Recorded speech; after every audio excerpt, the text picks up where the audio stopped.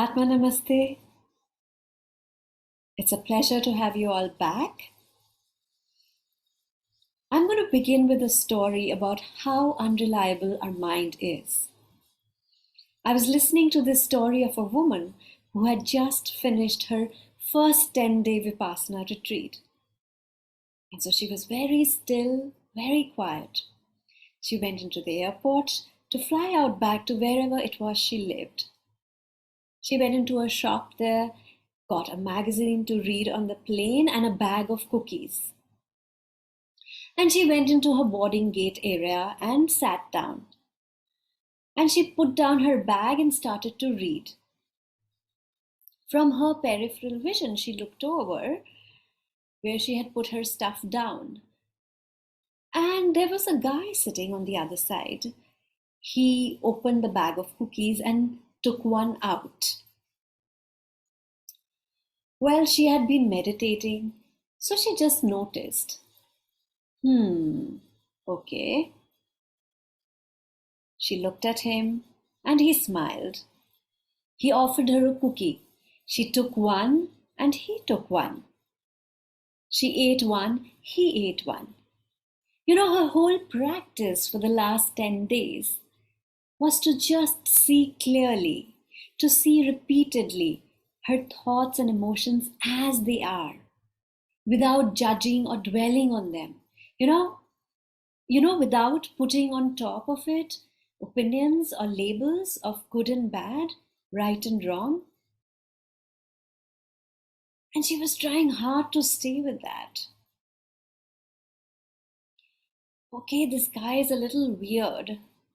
And so this thought, it kept getting stronger and stronger. And he ate another one, she ate one. There were about half a dozen cookies in there. Finally, there was like one left. And he held it up.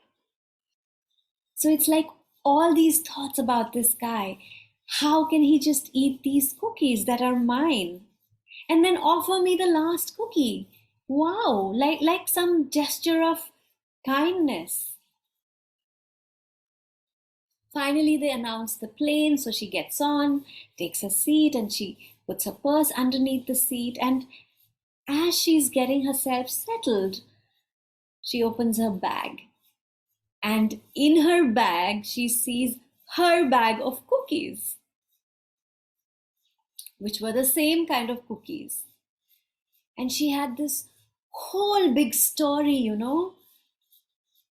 Whose cookies are they really? So the mind is actually quite unreliable. Another story for today. And this story is set in ancient China. There's a farmer and his son. And they live in a small village and they make a living on a farm. Now his father is a single parent. So one day when the father is working on his farm, his only horse broke a part of the fence and ran away. Hearing this, the village people, they came to console the farmer. And they say to him, "How unfortunate you are." The farmer replied, "We will see." The next day, his horse came back with 2 wild horses. And the village people came to congratulate the farmer, saying, "How fortunate you are." The farmer again replied, "We will see." The very next day, the farmer's son was riding a wild horse and he falls off that horse, causing him to break his leg. Now the village people gather again to console him. And they say to him, "How unfortunate you are." And he again replied, "We will see." The next day, there are some officers who come to the village. There's a war going on and they are seeking all the young men to enroll into the army. But when they come to the farmer's house, seeing his son's broken leg, they don't take both the father and the son. The father is the only primary caregiver and the son's leg is in a cast. So while the rest of the men in the village had to leave for war, the father and the son, the farmer and his son, they continue to stay in the village. So now all the remaining women in the village, they come to the farmer's house and they rejoice and say, "How fortunate you are." And the farmer again says, "We will see." The months went on, the son healed, but he developed a terrible limp that impeded his walking. So this time the village women came to console the farmer. And again they said, "How unfortunate you are." The farmer again replied, "We will see." As the years went past, the war ended, but a real disaster struck the village. All the men of the village died. The farmer and the son, they continued to work, labor on the farm, and also provide for all the women of the village. So the women, they came to express their gratitude, and they said to the farmer, "How fortunate we all are." By now we know what the farmer replied, how the farmer replied, "We will see." So what is the point of this story? It's farmer's insight, his wisdom, that there is no end or definitive conclusion to life. Everything is a process subject to change. Oftentimes, we are quick to judge, to label the different experiences, the circumstances of our life, and then look at everything through that lens. So, what happens? We remain stuck in that duality of good and bad, pain and pleasure, joy and sorrow. But the farmer, he understood that everything was a process, so he never got carried away or thought that his perceived good or bad fortune were ends in themselves. I mean, he had realized that these were simply labels given by our mind. He's a man of Zen, not blown here and there by external circumstances that we believe are either good or bad from our subjective viewpoint. So he had this insight and wisdom that the universe always takes care of us in this process.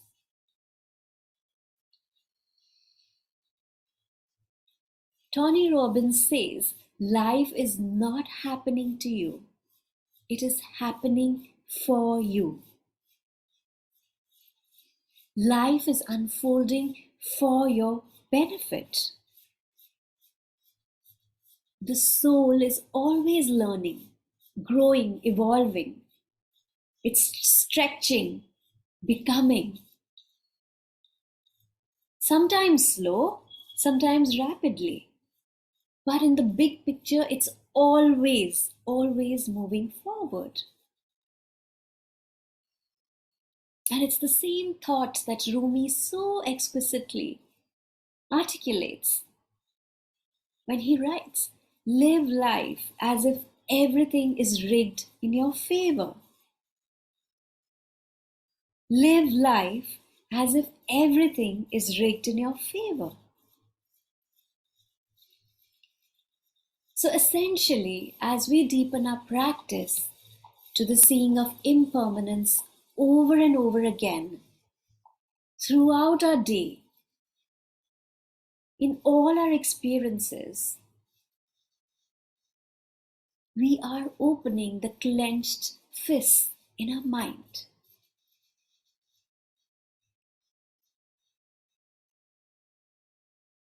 Now, some people believe that consciousness ends at the moment of death. Others believe it continues. What everyone can agree on, however, is that during our present lifetime, things definitely keep going. Things are constantly coming to an end, and things are constantly coming into being. You know, there's a continual process of death and renewal, death and renewal. And we see it The seasons change, the days change, the hours of the day change, and we ourselves change all along. And we experience many changes from moment to moment. And this is something that happens all around us and within us, and it does not stop even for an instant, 24/7. And it is this experience which every living being goes through is what is known as impermanence. Now, this concept of impermanence or anicca, which is the word for impermanence in Pali, it highlights that all creatures and things in this world are impermanent. It is the same Taoist principle of Wei Wu Wei, which stresses flowing with the ever-changing life.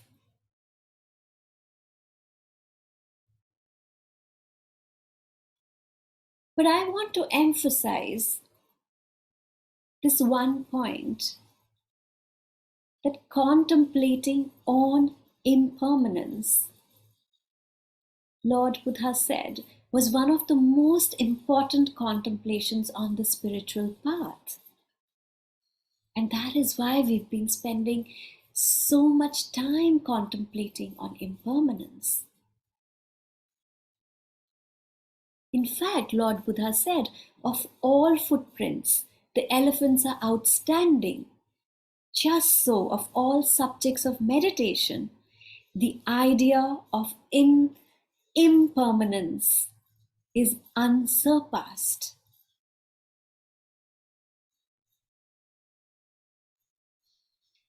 Now, a very good example of this has been the pandemic. We all took for granted that the world would keep going in a certain way. And then suddenly everything was turned on its head in ways we couldn't even imagine. And this is despite our lifetime of experience with change. Something within us never stops insisting on stability, on security, of being in control. Any change, even a change for the better, can feel a little unnerving. And why is that? Because it exposes our underlying uncertainty about life. We want to think that we have a firm ground to stand on. We want to deny that everything is always in transition. We want to ignore and deny the reality of this continual change. And it is our difficulty in accepting impermanence that actually led Lord Buddha to teach the Four Noble Truths. And the first noble truth is there is suffering in life. So let's contemplate on some of the teachings on the different types of suffering. He called the first type the suffering of suffering. Now, this suffering of suffering is the agony of war, of starvation, of abuse, of violence, of terrifying environments, of natural disasters, of neglect, of tragic loss, or a series of severe illnesses. No place to live, not to be able to get a job, all the outer circumstances.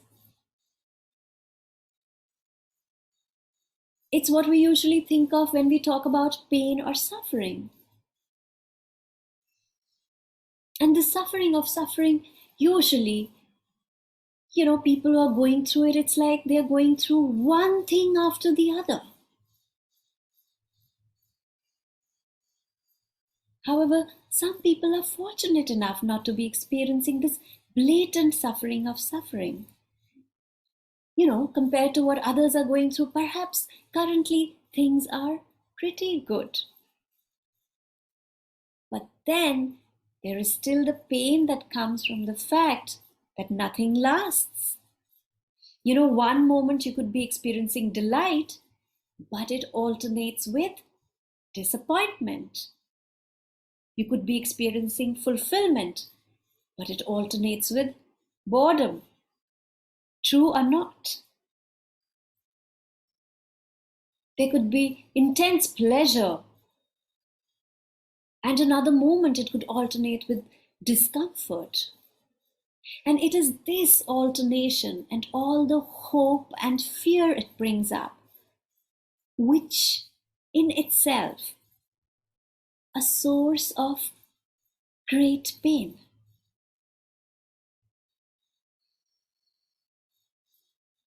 The second type of suffering, which the Buddha simply called the suffering of change. This is the suffering that lurks in our gut as this painful knowledge that we can never really get all that we want. We can never get our life to be just the way we want it to be. There might be moments and times in our life when we are feeling fabulous, we feel comfortable, we are satisfied, we are fulfilled. But then that's the problem. Because as things go well for us, we just keep coming back to the false hope that we could keep it going that way. So we think if I just do everything right, I can always feel great. So what is going on here? The underlying addiction is to this dream of lasting pleasure and comfort.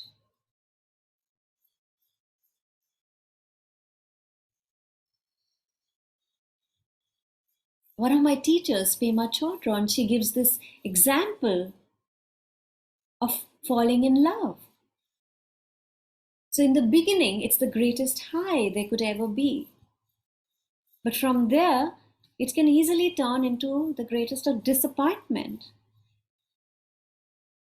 When the high fades away, if the lovers or the partners want to stay together, they need to overcome their disappointment and go deeper with their relationship. True or not? Now, many couples manage this transition beautifully.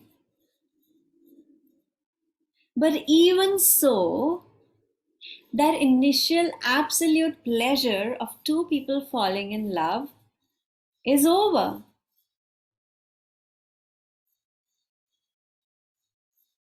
Another type of suffering is suffering at an inner level. The suffering that comes from feeling that you are really not okay, that nobody could love you, that you're not lovable, that you do not belong, that you're not being loved. It's this kind of suffering that comes from feeling lesser, feeling that there's something fundamentally wrong with you. There's something lacking in you. And this kind of suffering is also all pervasive, of not being okay in the core of our being, somehow feeling that we are not okay.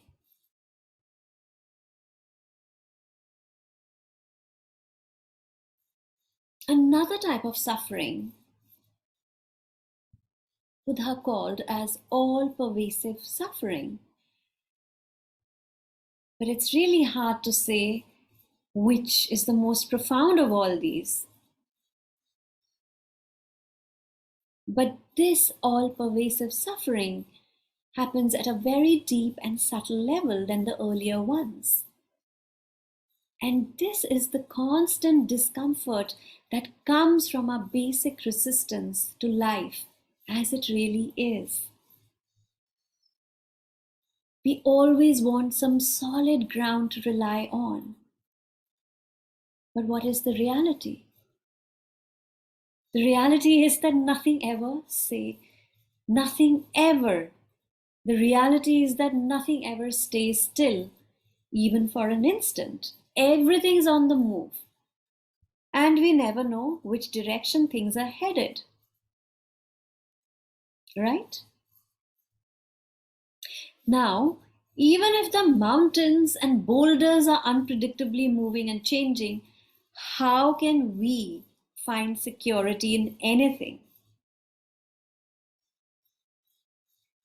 This constant feeling of groundlessness and insecurity pervades every moment of our life. And it is this subtle, very subtle discomfort that underlies both the suffering of suffering and the suffering of change. Pema Chodron gives us this example again of looking at falling in love. A big part of falling in love is the freshness. The thrill is in the freshness that this new love brings to our life. Our entire world feels fresh. But as time goes on, we start wanting everything to remain exactly the way we like it to be. And this is when all pervasive suffering rears its head and the honeymoon phase comes to an end. The freshness fades away, and the lovers or the partners begin to notice certain things about each other, such as how the other one is stingy, or overcritical, or indecisive. So somehow the veil is lifted, and they begin to find each other irritating and annoying just for being how they are. So, what often happens next? They start trying to improve each other, to make their partner shape up. But that approach only makes things worse. The only way relationships really work is when both people are able to let things be and work with each other as they are. And this means overcoming some of their resistance to life as it is, rather than life as they want it to be.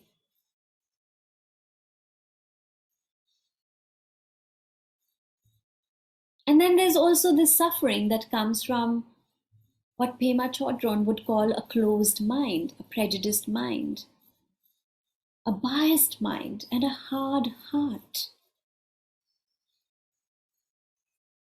It's the suffering that comes from being able to feel that some people are important and other people just don't count.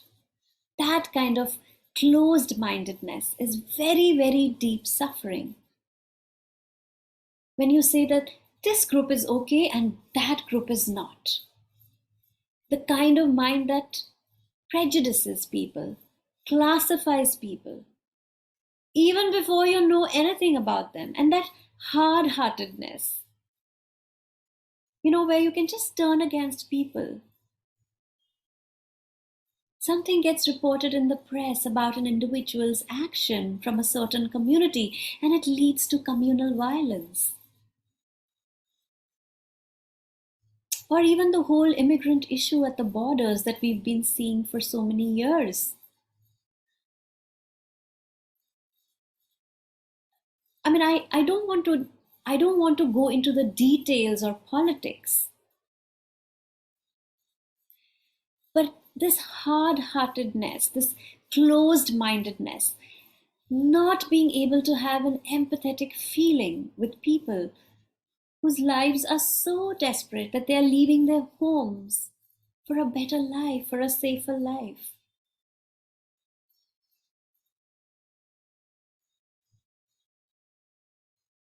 So the outer causes, the inner causes, and the most profound causes of a closed mind and a hard heart.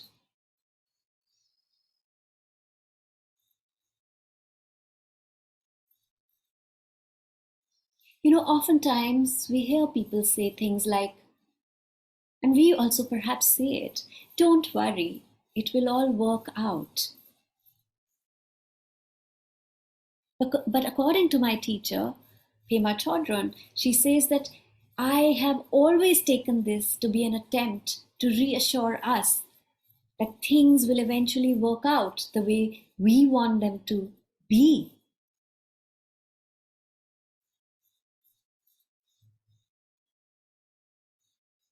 And this was just fascinating when I heard her say that. Because so much of the time, we don't get what we want. And even when we do, our pleasure is only fleeting. And much of the time, we get what we don't want. Ah, the vicissitudes of life.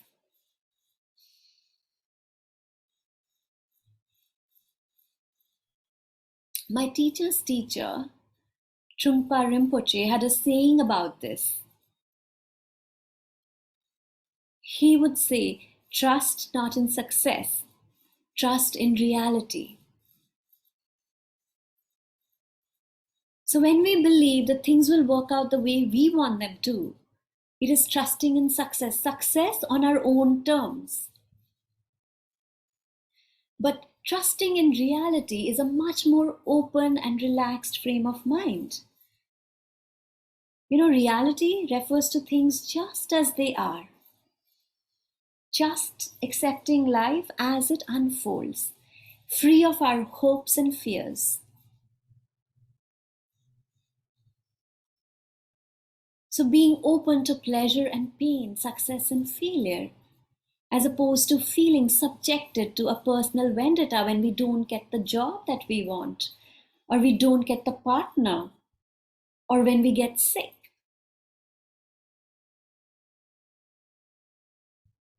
Now, this is a very radical approach, and it goes completely against our conventional way of looking at things. To be open to both the wanted and the unwanted. And to have that deep understanding that they will change, just as the weather will change. And like good and bad weather, success and failure are equally part of life.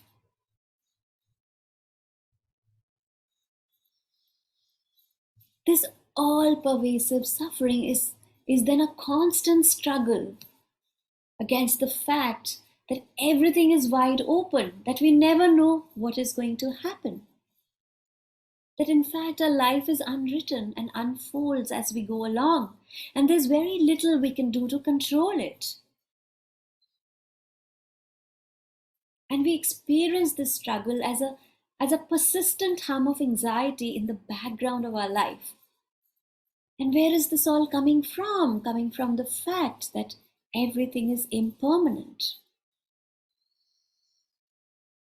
And that is why I love this quote by Thich Nhat Hanh when he says, it's not impermanence what makes us suffer.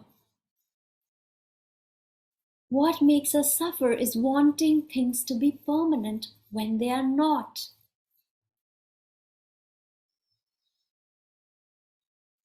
So we can continue to resist reality, or we can learn to frame things in a new way. Seeing our life as dynamic and vibrant, an amazing adventure full of possibilities. Only then we can truly be in contact with the freshness of every moment. And also freshness of whether we think our partner or our lover is perfect or not. And as we begin to embrace continual change in this way, we will start to notice that the hum of anxiety is quieting down and slowly fading away.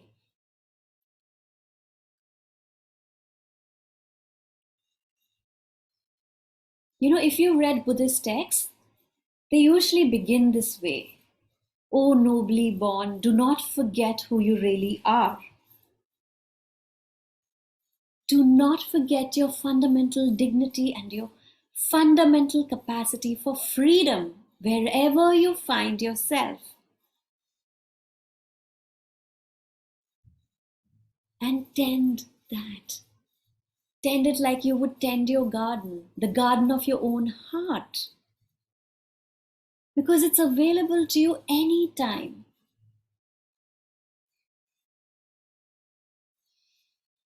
So you give yourself to life and you don't know the results. We can't know that. The results are not given to us.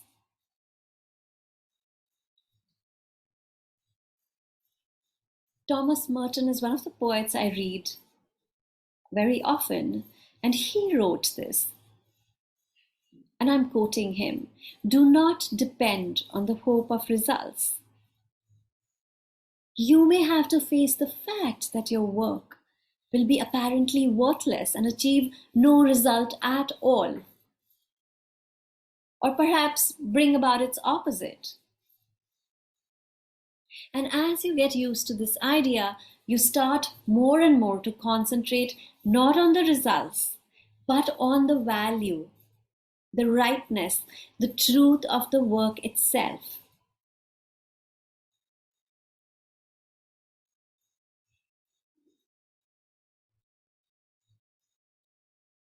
So we have this human incarnation, and our gift is to act with beauty, with dignity, with compassion, with grace, to plant those seeds, to act with non judgment, non resistance to life as it unfolds, and non attachment to the results. Because that's not in our hands, but we get to plant the seeds.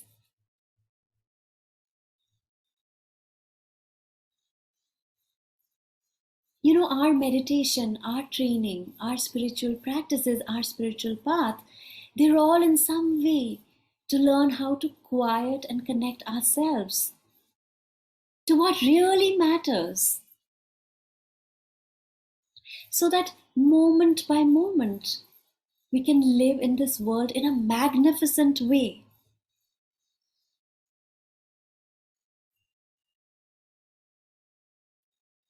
I'm going to end with this beautiful poem by Lynn Park.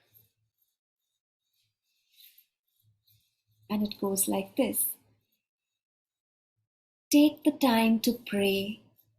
It is the sweet oil that eases the hinge into the garden so the doorway can swing open easily. You can always go there. Consider yourself blessed. These stones that break your bones will build the altar of your love." And I just want to quickly say that Lynn Park, she had this brittle bone disease, which meant that she broke bones 15 times when she was a kid walking or riding her bike. They would just break.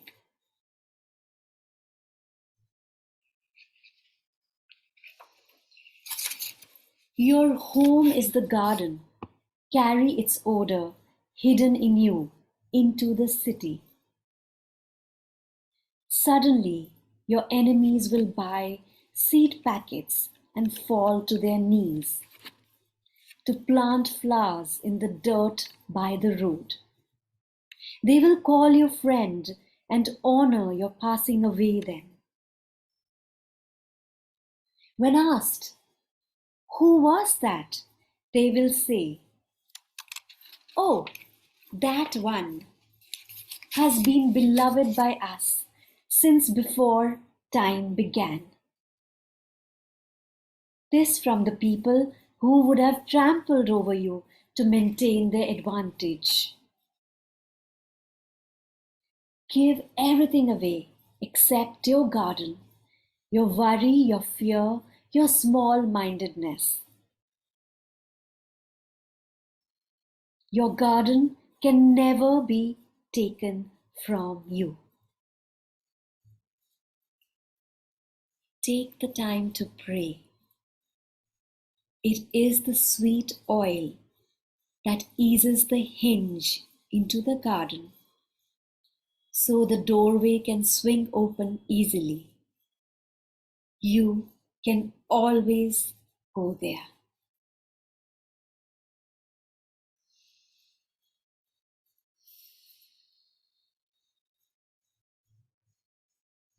Let's begin our practice. Sit comfortably.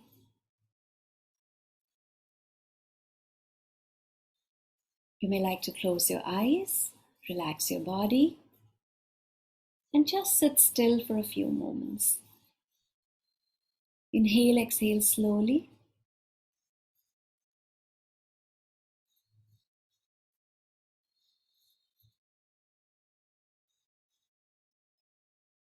And we're going to begin by connecting to the source of love we have for ourselves. The much needed care we need to give ourselves so that we can take care of others.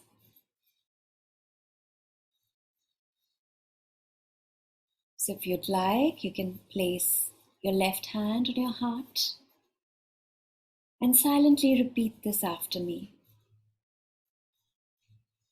May I be peaceful, happy, and light in body and spirit.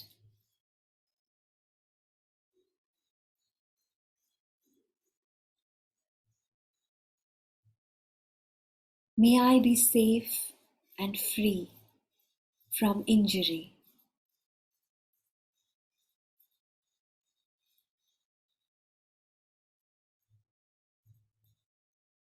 May I be free from anger, afflictions, fear, and anxiety.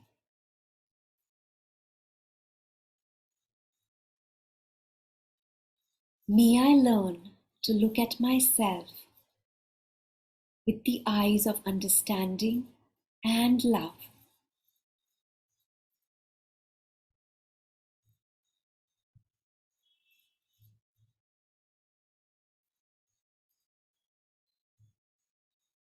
May I be able to recognize and touch the seeds of joy and happiness in myself.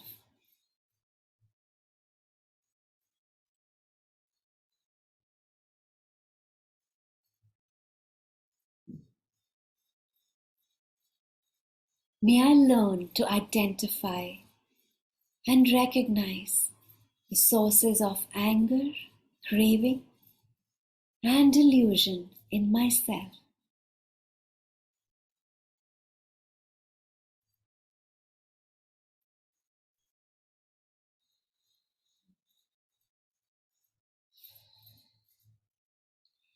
Just be still.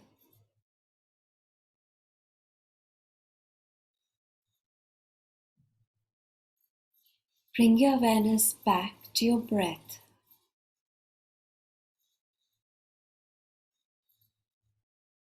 Breathing in, I'm aware of my in-breath. Breathing out, I'm aware of my out-breath.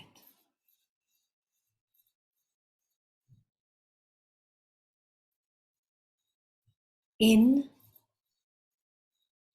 out.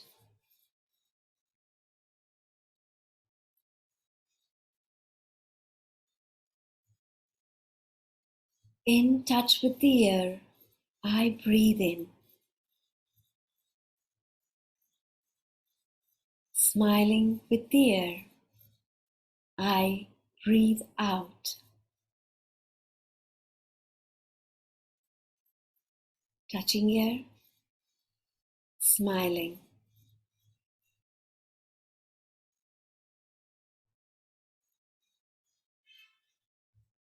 Breathing in, I bring my attention to my whole body. Breathing out, I relax my whole body. In this moment, I feel relaxed in my body. In this moment, I feel safe in my body.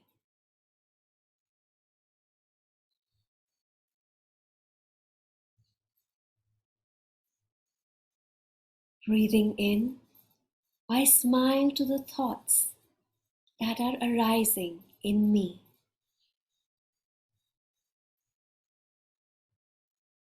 Breathing in, I am aware of the thoughts that are arising in me. Breathing out, I smile to the thoughts that are arising in me. Aware of thoughts, smiling to thoughts. It's okay for my thoughts to be there. Smiling to them,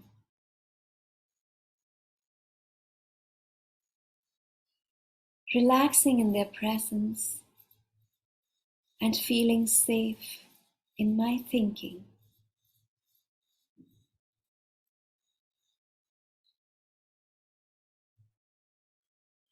Breathing in, I'm aware of the feelings in me. Breathing out, I smile to the feelings that are happening in me.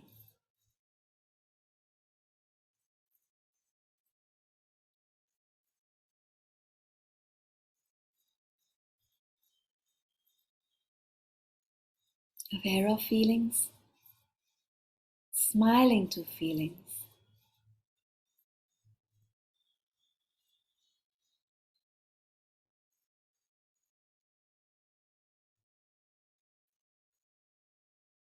Feeling safe to feelings.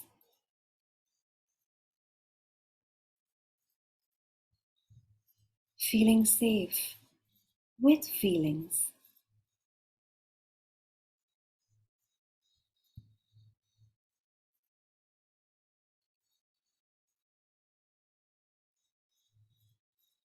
Breathing in, I embrace myself in my entirety. I remember all that I am. Breathing out, I smile. I smile of gratitude to all that I am.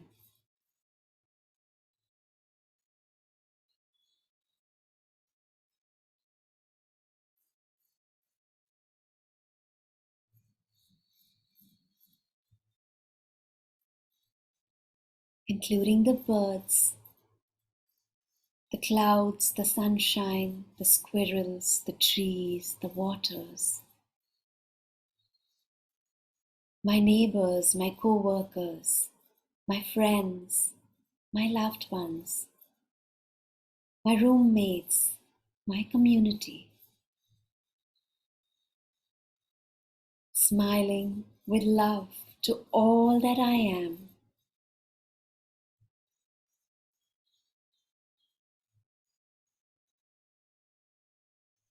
My pain, my difficulties, my joys, my sorrows, my peace and my happiness, smiling with love and gratitude.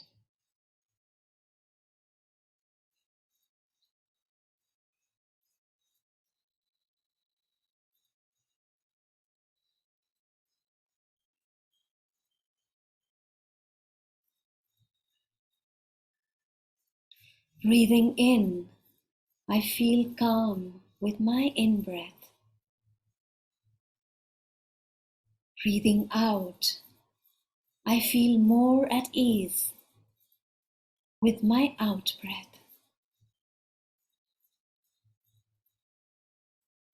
Feeling the breath flow gently, guiding me back to a place of calm and ease.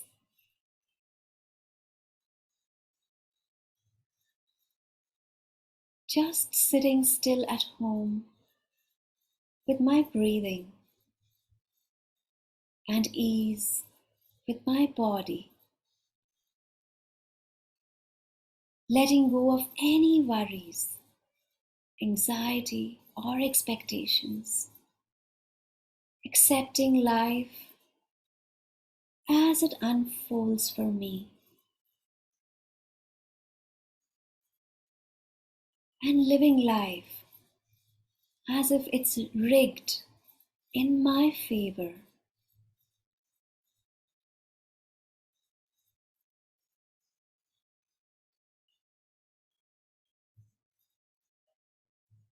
How nice to be calm.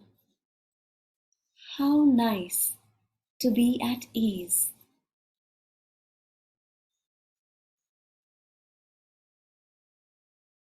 Calm, at ease.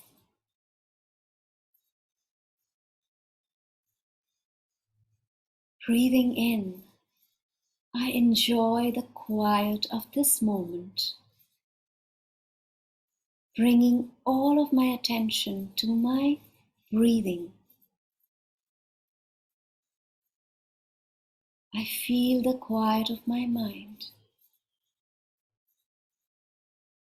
Breathing out, I enjoy the quiet of this moment, the stillness of my mind.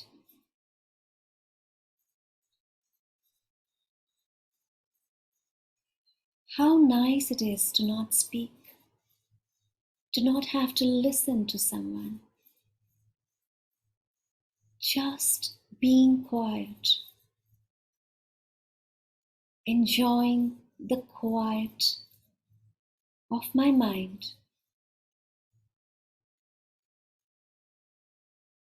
feeling the quiet within me and all around me, hearing the quiet of my breath.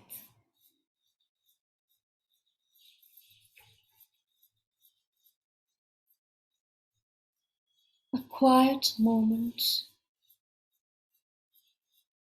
a serene moment.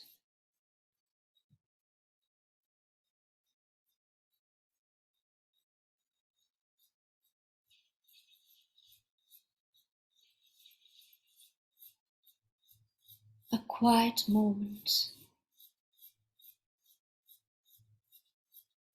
enjoying this serenity, this stillness.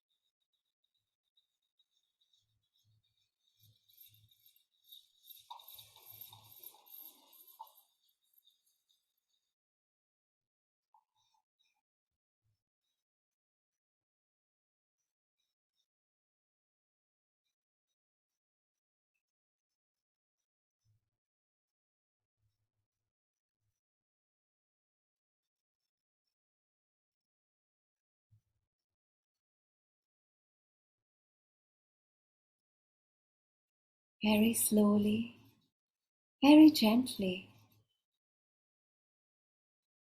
When you are ready, you may open your eyes with a beautiful smile.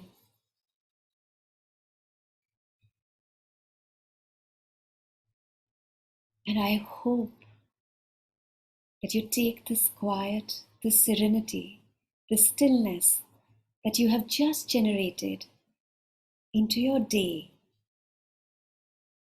as you go about doing your daily tasks and into every encounter today. Atma Namaste.